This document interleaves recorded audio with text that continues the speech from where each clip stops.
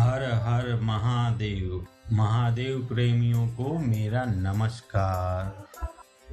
Thumbnail देखकर आप समझ ही गए होंगे कि आज नाम जप के बारे में चर्चा होगी। रामचरितमानस में गोस्वामी तुलसीदास ने कहा है, कलयुग केवल नाम आधारा, सुमिर सुमिर नर उतरहि पारा। अर्थात कलयुग में केवल भगवान का नाम स्मरण ही एकमात्र सहारा है।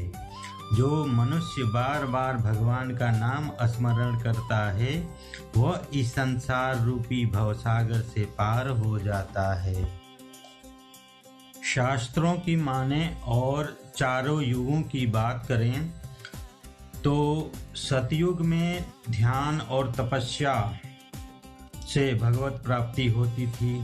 त्रेता में यज्ञ की महानता थी और द्वापर में पूजा पाठ से भगवान को प्रसन्न किया जाता था। लेकिन कलयुग में केवल नाम जप ही सबसे सरल और प्रभावशाली मार्ग है। जप के तरीका की बात करें तो ये 3 प्रकार से जप किया जाता है। एक वाचिक, दूसरा उपांशु, तीसरा मानसिक। वाचिक जप उसे कहते हैं जो बोल बोल के जप किया जाता है। जैसे मुंह से उच्चारण लेते हुए आप जप करते हैं, जैसे शिव शिव शिव, राम राम राम, कृष्ण कृष्ण कृष्ण इत्यादि।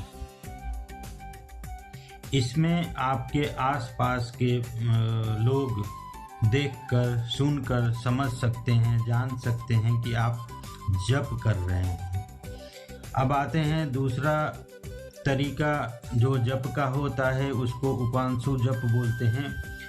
उसको इसमें जो है बस जिह्वा हिलता है, होठ हिलता है, लेकिन आवाज नहीं निकलती।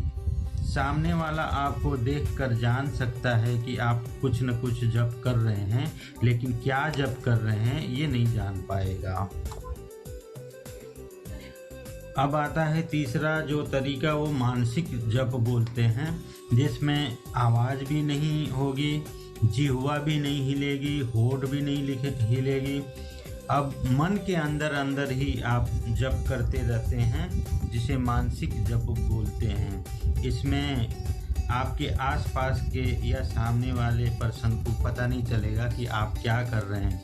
आप मन ही मन जप करते हैं और आनंद उठाते हैं। मानसिक जप को ही सर्वोत्तम तरीका बताया गया है, जिसका बहुत अच्छा परिणाम मिलता है। मेरी भी यही राय है कि मानसिक जाप ही आप करें। हम भी करते हैं, आप भी मानसिक जप ही करें।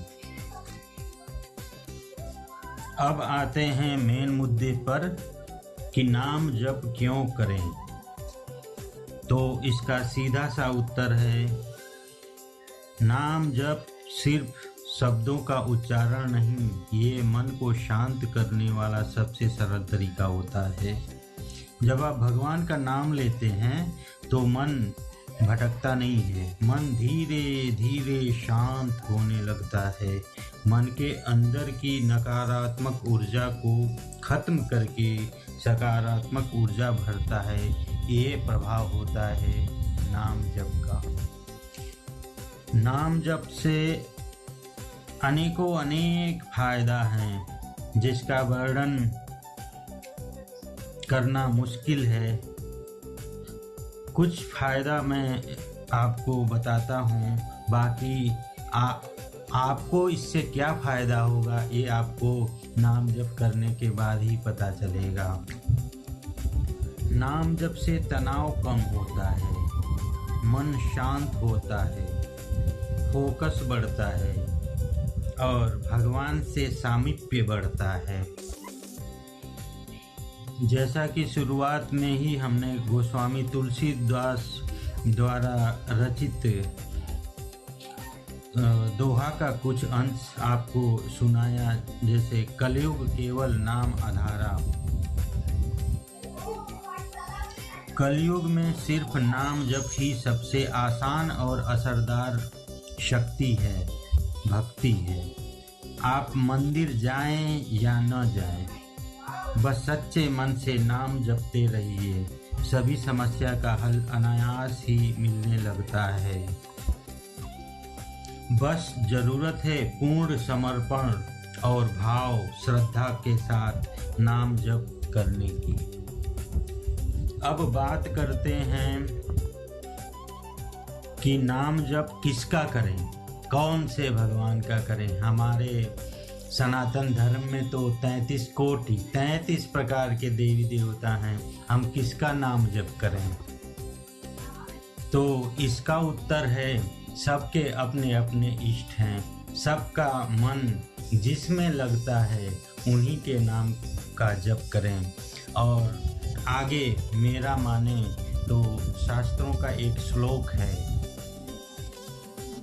सतयुगे ब्रह्मा देवः त्रेतायां तु जनार्दनः द्वापरे तु हरि ज्ञेयः कलौ देव महेश्वरः। अर्थात सतयुग में ब्रह्मदेव का प्रभाव था, त्रेता युग में भगवान विष्णु का प्रभाव था और द्वापर में श्री हरि का प्रभाव था और कलयुग में भगवान शिव का प्रभाव है, ऐसा शास्त्रों में वर्णन है। आपने देखा होगा आज के दिन, आज के समय धरती पे जितना भी भगवान देवी देवता हैं, उसमें सभी लोग भगवान शिव से किसी न किसी रूप से संबंधित हैं, किसी न किसी रूप से जुड़े हैं। मैं जागृत देवताओं की बात करता हूँ, जिनको जागृत देवता माना जाता है। उदाहरण के रूप में कलयुग में माता काली को जागृत देवी माना जाता है। आप जानते ही हैं, माता पार्वती की एक रूप हैं।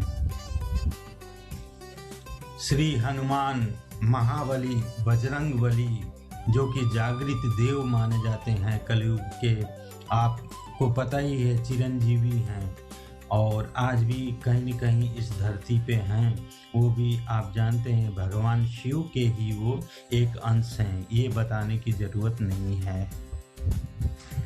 काल भैरव को जागृत देव कलयुग का माना जाता है, जो भी भगवान शिव के ही एक अंश हैं, एक स्वरूप हैं। अब जब हमें पता चल ही गया कि कलयुग में भगवान शिव का ही महत्ता प्रभाव रहने वाला है, तो क्यों न हम या तो भगवान शिव का ही नाम जप करें या भगवान शिव से जुड़े हुए संबंधित दूसरे देव का या देवी का नाम जप करें। नाम जप कैसे करें? नाम जप ही एक ऐसा तरीका है, जप का ऐसा तरीका है जिसे चलते फिरते उठते बैठते शुद्ध अवस्था अशुद्ध अवस्था किसी भी अवस्था में आप कर सकते हैं। उच्च लेवल का नाम जप मानसिक रूप से ही किया जाता है, क्योंकि आप जानते हैं अंतर्मन कभी अशुद्ध नहीं होता है। भौतिक शरीर अशुद्ध हो सकता है लेकिन अंतर्मन कभी अशुद्ध नहीं होता है, इसलिए नाम जप हमेशा मानसिक करें। अपने इष्ट का जो सबसे प्रिय आपको लगे, जो नाम सबसे अच्छा लगे, जो सुनने से आपके दिल को छू जाए, वही नाम आप अपना लीजिए और हमेशा मन ही मन गाड़ी चलाते समय या जो भी मन खाली नहीं छोड़ना है, हमेशा नाम जपते रहना है, जपते रहना है, जपते रहना है। शुरुआत में थोड़ी दिक्कत होती है, भूल जाता है आदमी, अंदर ही अंदर नाम जप करते करते करते मन तो चंचल है, कभी इधर कभी उधर भूलता रहता है, इसलिए थोड़ा सा ध्यान देना होगा। जैसे ही महसूस हो कि अरे मैं तो नाम जप कर रहा था, ये क्या दिमाग में विचार आने लगा, तुरंत पकड़ लीजिए, तुरंत नाम जप पकड़ के तुरंत शुरुआत कर दीजिए। ऐसा बार बार होगा, बार बार होगा, होते होते एक दिन ऐसा आएगा कि आपको नाम को पकड़ने की ज़रूरत नहीं पड़ेगी, अब नाम ही आपको पकड़ लेगा। और अपने आप जब भी आप महसूस करेंगे, नींद में भी रहेंगे, हल्का सा नींद खुला तो आप देखेंगे कि अब आपके मन में नाम जब चल रहा है, चल रहा है, चल रहा है। मैं अपना अनुभव आपको बताता हूँ, चाहे जितना भी तनाव में रहें, तनाव को एक साइड करके आप बस नाम पे फोकस करिए, नाम जप करते रहिए, करते रहिए, करते रहिए। ये स्थिति सबसे बुरी तब हो जाती है जब सुबह नींद खुलता है। नींद खुलता है तो उस समय दिमाग में विचारों की संख्या बहुत ज़्यादा होती है। तो आप रोज़मर्रा समाज में रहते हैं तो निगेटिव थॉट और पॉजिटिव थॉट दोनों आ सकते हैं। मैक्सिमम निगेटिव थॉट ही आते हैं, तो थॉट को साइड करने का सबसे बढ़िया उपाय है मन में बस नाम जप, नाम जप, नाम जप करते जाइए, करते जाइए, करते जाइए। जहाँ मन विचलित हो तुरंत नाम जप, नाम जप, नाम जप। टोटल आप भगवान पे समर्पित कर दीजिए कि जो होगा देखा जाएगा। कुछ भी नेगेटिविटी दिमाग में आए, नाम जब पकड़िए और नेगेटिविटी को साइड करिए कि हाँ जो होगा देखेंगे, भगवान है, सब देख रहे हैं, वो मेरे साथ कभी बुरा नहीं करे। भगवान अपने बच्चों के साथ कभी बुरा नहीं करते हैं। शुरुआत में नाम जप करने से कुछ लोगों के साथ ऐसा सुनने में आता है कि तकलीफ़ें बढ़ जाती हैं। इसका सीधा सा मतलब है कि आपको जैसे कहीं पे कुछ घाव हुआ है, आप डॉक्टर के पास जाएंगे, वो इलाज करेगा, दवाई लगाएगा, तो उस समय थोड़ा सा तकलीफ़ होती है आपको, वो सबको नहीं होगा। कुछ लोगों के साथ ऐसा होता है जिनके अंदर पाप और गंदगी भरी हुई है, निगेटिविटी भरी हुई है। आप नाम जब शुरू करेंगे तो नाम जब क्या करेगा, उसको खींच के बाहर फेंकना चालू करेगा। तो आप जानते ही हैं। आप उदाहरण के लिए मैं आपको बताऊं, जैसे दरवाजे के अंदर खूब गंदगी भरी है, आप दरवाजे पे सीसीटीवी कैमरा लगाए हुए हैं, तो अगर अंदर में एक गलत आदमी बैठा है तो 2 बार सीसीटीवी कैमरे के अंदर आएगा तो कैप्चर होगा। एक तो जब दरवाजे से अंदर आएगा, दूसरा जब दरवाजे से बाहर जाएगा। तो ये मान के चलिए कि नाम जब आपके घर के, आपके शरीर रूपी घर में जितनी भी गंदगी है उसको बाहर निकालेगा।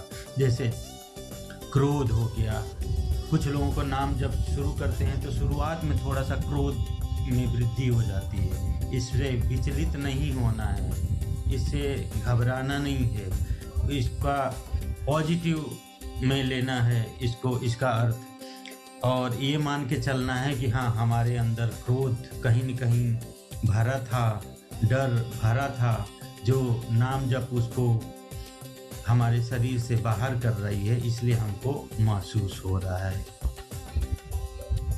आशा है आपको मेरी बातें समझ में आ गई होंगी, और मेरा यही रिक्वेस्ट है, आप नाम जप शुरू करें। कोई ज़रूरी नहीं है कि आप आसन पे बैठ के और तभी नाम जप कर सकते हैं, आप किसी भी अवस्था में नाम जप कर सकते हैं। तो इसी के साथ मैं ये ऑडियो बंद करता हूँ और आशा करता हूँ भगवान शिव की कृपा से आप लोग कुशल मंगल होंगे और आगे भी रहेंगे। आपको कुछ जानकारी मिला तो मेरे चैनल को सब्सक्राइब करें, लाइक करें, कमेंट करें और अपने बंधु बांधवों में शेयर करें। हर हर महादेव। धन्यवाद।